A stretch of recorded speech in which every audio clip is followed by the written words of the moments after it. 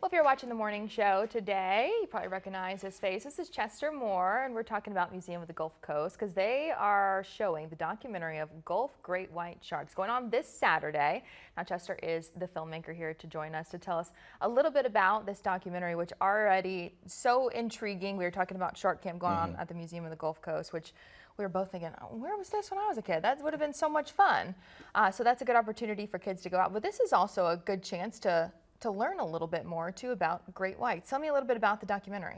Well, 20 years ago this year, a friend of mine called me from a satellite phone, a charter captain, and said, I'm looking at a shark and I don't think it's a mako, which is a close cousin of a great white. Because I think, what does the teeth of a great white look like? And I told him, he goes, oh my God, I'm looking at a great white. Wow. So that launched a journalistic investigation for me on great whites in the Gulf. And we found historical evidence.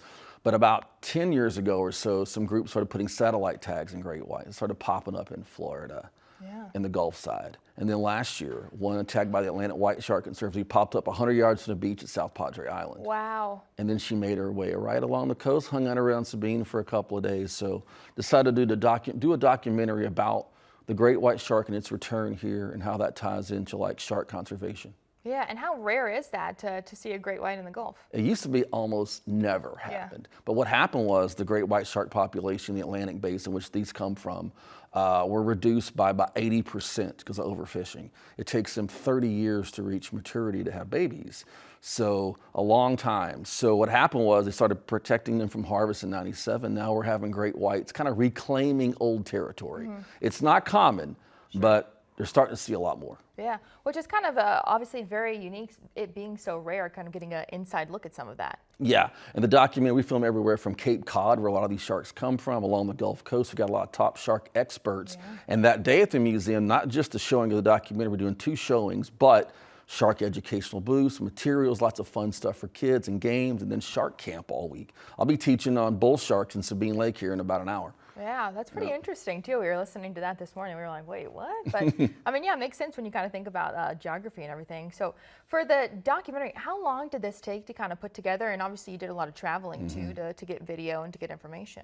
About a year and a half put it together. Wow. Yeah, me and my friend Paul Fuzinski is a documentary, a filmmaker out of Ohio, put it together. We've done several documentaries on things like bighorn sheep, but we decided to go for the ultimate icon, especially since the 50th anniversary year of Jaws. Yeah. And Saturday, the day we release it, happens to be the 50th anniversary date of the release of that iconic movie. Yeah, so.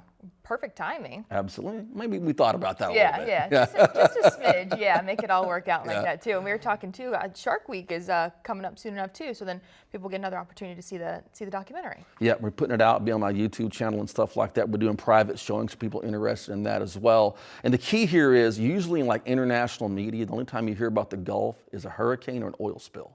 True. We're trying to change the narrative a little bit, talking about the conservation of sharks and ocean wildlife, and hopefully get kids into ocean wildlife, into conservation. Yeah, this is one of those ones too, I feel like sharks tend to fascinate just about everyone. You know, whether you're really into the marine life or not, there's always some kind of interest. Why do you think that is?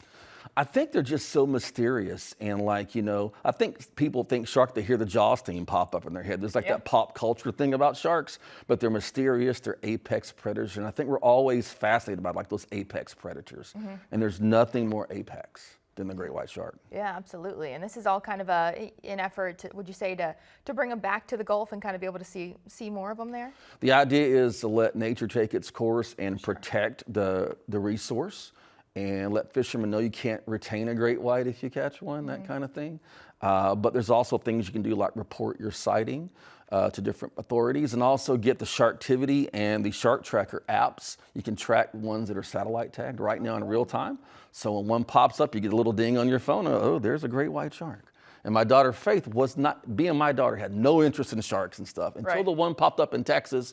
Now she's obsessed with the app. So a great thing for parents to get kids to kind of use electronics to tie into some education. And what's that app called? There's one called Sharktivity. Okay. Another one called Shark Tracker. Okay. Easy enough. So you can find those and download them. So if someone's interested, they want to come see the documentary on Saturday, what's the information that they need to know? It's 10 a.m. to 2 p.m. It's free. And we're going to have 2 showings. The showings are going to be at noon and 1, but a lot of other activities around that.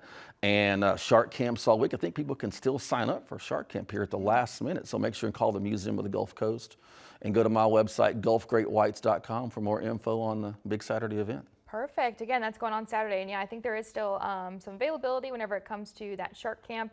And the great thing, we were so surprised too that it was only $10 for the week to kind of go and get to learn and explore. So if you're interested, go check that out too, and be sure to head out Saturday and get a cool screening of this new documentary coming out. We appreciate you stopping by. Well, Sounds thanks like for it should having be me on. interesting. Yeah.